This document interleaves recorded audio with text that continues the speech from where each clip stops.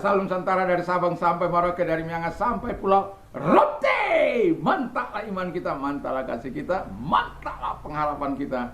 Tentunya dalam Yesus Kristus menjadi Tuhan dan Juru Selamat kita dan Juru Selamat dunia. Jangan katakan bahwa Yesus bukan Tuhan. Jangan katakan pula bahwa Yesus bukan Juru Selamat. Dia adalah Tuhan, Dia adalah Juru Selamat. Kalau engkau percaya, engkau akan diselamatkan. Engkau tidak percaya, engkau akan dihukum. Yohanes 3 ayat 36. Karena Yesus sudah berkata, akulah jalan dan kebenaran dan hidup, tiada seorang sampai kepada Allah kalau tidak melalui aku. Dan Petrus dalam Kisah Rasul 4 mengatakan, dan keselamatan tidak ada dalam siapapun juga selain dalam Dia Yesus. Karena di bawah kolong langit ini tidak ada nama lain yang diberikan kepada manusia yang olehnya kita diselamatkan. Tidak ada, hanya Yesus. Dan Yohanes 3 ayat 16 berkata, karena begitu besar kasih Allah akan dunia ini sehingga Ia mengaruniakan anaknya yang tunggal supaya setiap orang percaya kepadanya tidak binasa melainkan beroleh hidup yang kekal. Mantap. Rasul Paulus mengatakan dalam Roma 10 ayat 9 dan 10, dengan hati percaya engkau dibenarkan, dengan mulut mengaku engkau diselamatkan. Dengan percaya Allah telah membangkitkan Dia dari antara orang mati, dan mengaku dengan mulutmu bahwa Yesus adalah Tuhan. Mantap. Semoga kita memilih yang terbaik di pagi ini. Doa dan harapan saya, kekuatan Tuhan, kekuatan firman akan senantiasa menyertai kita. Sebelumnya, mari kita berdoa. Terima kasih Tuhan, kami tahu Engkau yang memberikan yang terbaik. Kami terpilih untuk melakukan tujuan Allah di dalam nama Yesus. Haleluya. Amin. Yohanes 15 ayat yang ke-16, ayat yang tidak asing bagi kita. Bukan kamu yang memilih aku, tetapi akulah yang memilih kamu, dan aku telah menetapkan kamu supaya kamu pergi dan menghasilkan buah, dan buahmu itu tetap, supaya apa yang kau minta kepada Bapa dalam namaku diberikannya kepadamu. Haleluya. Ini sesuatu yang sangat luar biasa, karena ayat ini membuat saya gembira, membuat saya senang. Karena apa? Bukan aku yang memilih dia, tapi Tuhan yang memilih aku. Haleluya. Betapa berharganya kita di hadapan Tuhan, berapa pentingnya kita di hadapan Tuhan. Bukan karena pilihan Tuhan jatuh pada kita lalu kita sombong, bukan.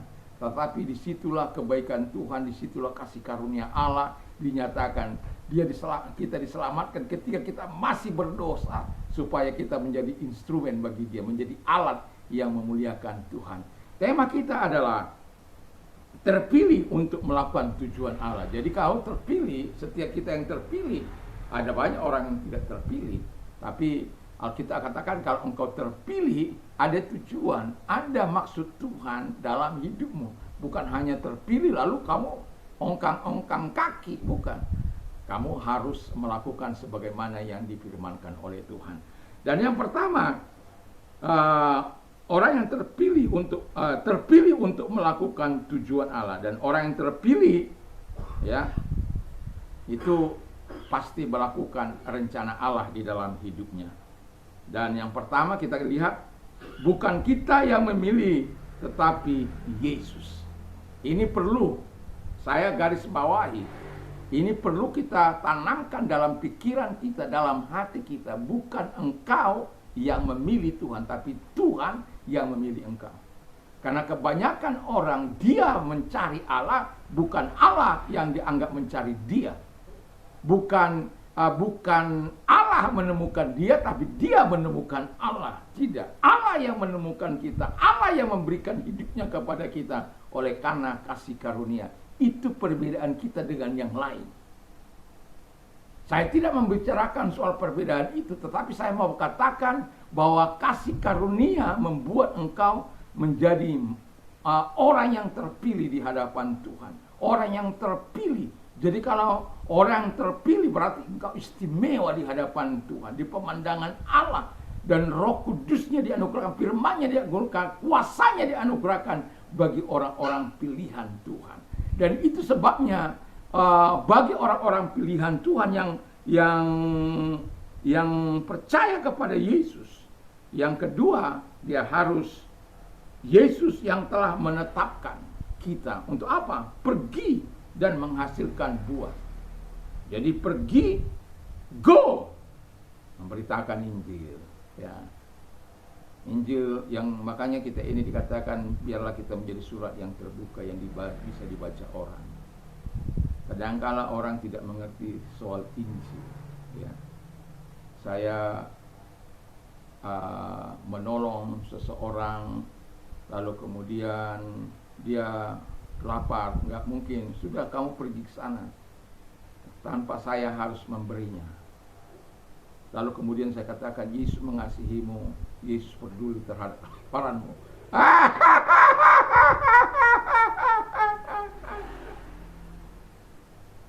Tidak. Kelaparannya kita harus jawab dulu, supaya dia bisa tenang. Kita beritakan kasih karunia Tuhan. Kalau dia mau terima, itu terserah dia. Kalaupun tidak apa-apa. Ada orang kan mengatakan, oh jangan dulu, tidak ada masalah. Tetapi yang mau saya katakan, kita harus menjadi surat yang terbuka, yang dapat dibaca orang, yang dibaca setiap orang. Banyak kali kita tertutup. Saya apapun yang dipercayakan Tuhan, baik itu saya menyalurkan air, memberikan rumah, kadangkala kendaraan untuk dipakai orang untuk pelayanan, tidak ada masalah. Kenapa? Itu semua berasal dari Dia. Kita harus pergi. Memang tidaklah mudah, tetapi saya mau katakan kita harus pergi dan bersyukur dengan cara yang seperti ini. Saya bisa pergi menjangkau orang.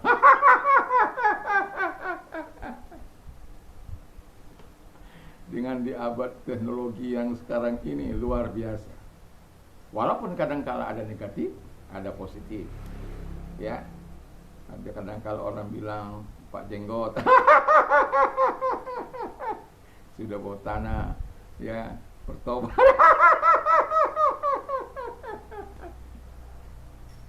Tapi saya mau katakan bahwa apapun yang mereka katakan, saya akan selalu membalas dengan kata-kata yang baik dan positif. Karena kita berbeda. Yesus tidak mengajar kita benci musuhmu, tapi kasihimu, doakan musuhmu. Dan itu sebabnya kita harus berbeda. Dan kita dikatakan untuk menghasilkan buah.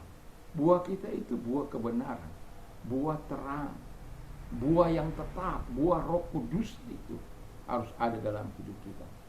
Dan memanglah tidaklah mudah untuk menghasilkan buah-buah itu. Tapi saya mau katakan, sebagai orang percaya, kita tidak bisa lepas dari situ. Dan itulah sebabnya, kalau kita belum bisa memberikan, mari kita belajar.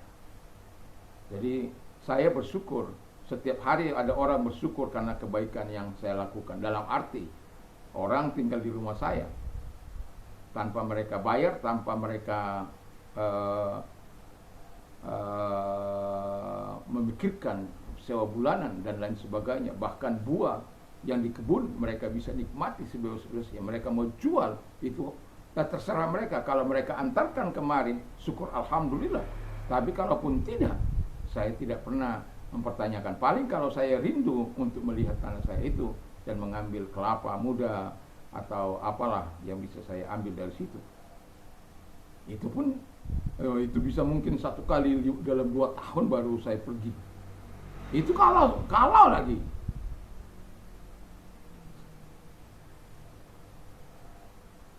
Kenapa? Ya, kita menerima segala kebaikan daripada Tuhan. Dan makanya saya sering katakan, kita berbuat baik tidak akan kekurangan pertolongan dari Tuhan.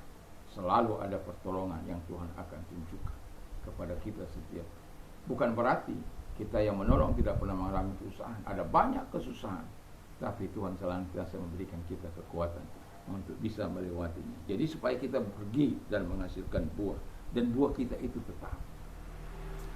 Dan yang ketiga, Yesus telah berjanji akan menjawab doa kita bila kita meminta kepada Bapa di dalam namanya. Haleluya. Jadi ini keistimewaan kita. Jadi kalau kita sudah Tuhan pilih dan kita mau melakukan apa yang Tuhan perintahkan kepada kita, lalu Alkitab katakan dengan jelas, Yesus sudah berjanji akan memberikan apapun yang kita minta kepada Bapa dalam namanya. Tentu bukanlah mengumbar hawa nafsu kita, tentu bukanlah mengumbar kesombongan kita, bukan. Tetapi dengan tujuan di mana Dia dimuliakan dari setiap doa-doa yang kita panjatkan. Satu contoh, kalau orang sudah divonis mati, lalu engkau sebagai orang yang mendengarkannya, yang masih ada, ya katakan kau mengenal dia.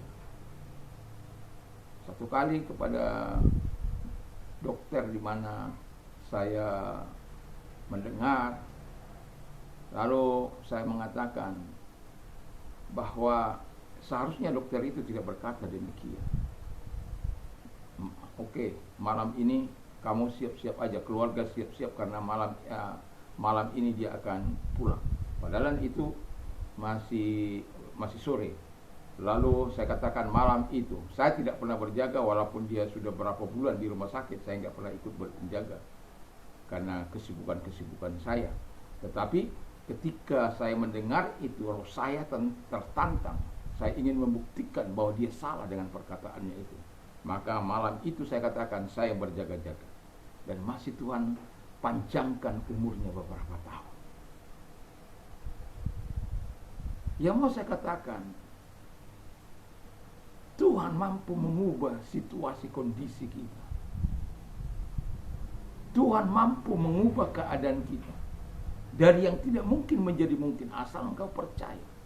Dan itu sebabnya hak istimewa ini harus kamu miliki, harus kamu percaya bahwa Tuhan memberikannya. Itu sebabnya kalau saya sakit, tinggal melempangkan tangan. Saya ada punya keluarga dokter, tapi tidak sekalipun saya bilang, oh suntik saya, enggak kan.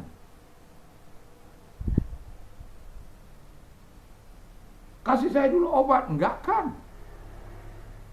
Bukan saya anti dokter, bukan saya anti obat. Ya kalau keluarga saya apa, ya silakan saja. Yang mau saya katakan, karena saya yakin sekali apa yang dikatakan oleh Tuhan. Oleh bilur-bilurku engkau sembuh, oleh kuasaku engkau sembuh. Kenapa saya ragu? Orang dia yang bilang, minta dalam nama Yesus kepada Bapa di surga, Dia akan berikan. Apalagi yang soal seperti itu. Tuhan tidak mau kita ingin sakit, Dia tidak mau. Dan percayalah, Tuhan itu maha kuasa. Tapi kadangkala orang yang terpilih itu lupa akan janji-janji Tuhan. Makanya taruh firman Allah itu dalam hati kita, supaya berdasarkan firman itu kita meminta kepada Allah. Satu contoh, if you abide in me and my words abide in you, you will ask what you desire, it shall be done for you. Jika engkau tinggal dalam aku dan firmanku tinggal dalam engkau, mintalah apa saja yang engkau inginkan, maka itu akan diberikan kepadamu. Apa saja yang engkau minta dan doakan, percayalah bahwa engkau sudah melihat, maka hal itu akan diberikan kepadamu. Minta, maka kamu akan mendapat. Cari, akan menerima. Cari, kamu akan mendapat. Ketuk, maka pintu akan dibuka bagimu. Itu semua janji Allah. Tapi sampai sejauh mana kita mempercayai janji itu di masa kini? Apakah kita masih meyakini Yesus tidak pernah berubah dulu, sekarang, sampai selama-lamanya? Ataukah sebagai orang-orang terpilih kita sudah melakukan janji itu? Kita yang tahu jawabannya. Mari kita berdoa. Terima kasih Tuhan, kami tak percaya bahwa Engkau telah memilih kami dengan maksud yang luar biasa. Itu perlu kami sadari. Terima kasih buat semuanya. Dan bagi mereka yang sakit, bagi engkau yang sakit, apapun sakit penyakitmu, percayalah, Dia tabib di atas segala tabib yang tidak pernah berubah. Kalau engkau sakit, datang pada Dia dengan iman yang sungguh. engkau adalah biji mata Tuhan. Dan kalau engkau percaya, mari kita berdoa dan yakin. Dalam nama Tuhan Yesus Kristus, segala sakit penyakit yang mereka derita, engkau melihat tangan yang diarahkan kepadamu. Dalam nama Yesus aku perintahkan segala sakit penyakit keluar. Dan oleh biru-biru daripada Tuhan Yesus, mereka sembuh oleh kuasanya, mereka sembuh. Terima kasih Bapa di surga. Dan kami juga berdoa kepada mereka-mereka, Tuhan, yang mengalami masalah dalam hidup. Kami tetap percaya pada firman-Mu. Engkau yang menyertai kami dalam kesesakan kami, dalam penderitaan kami. Dan kami percaya firman-Mu, dan Engkau akan melepaskan kami dan percaya. Dan kalau Engkau orangnya, angkat kedua belah tangan, kita berdoa kepada Tuhan. Lihat tangan-tangan yang diangkat kepadamu, kami menyerahkan diri kepadamu, karena kami percaya pertolongan datang daripada Tuhan, solusi datang daripada Tuhan. Dalam nama Yesus, segala pertolongan yang mereka butuhkan terhadap persoalan-persoalan hidup mereka, Tuhan yang menjawab. Terima kasih buat pertolongan-Mu, kebaikan-Mu, karena setiap kami akan berkata, Tuhan yang melepaskan kami dari segala kesulitan dan penderitaan kami. Terima kasih Bapa di surga, dalam nama Yesus kami bersyukur dan berdoa. Haleluya. Amin. Selamat pagi, kiranya Tuhan Yesus memberkati kita dan berjalan dalam ketaatan dan kebenaran dalam Tuhan Yesus Kristus. Damai sejahtera Allah yang melampaui segala akal akan memelihara hati dan pikiran kita mulai saat ini sampai selama-lamanya. Mantap, mantap, mantap!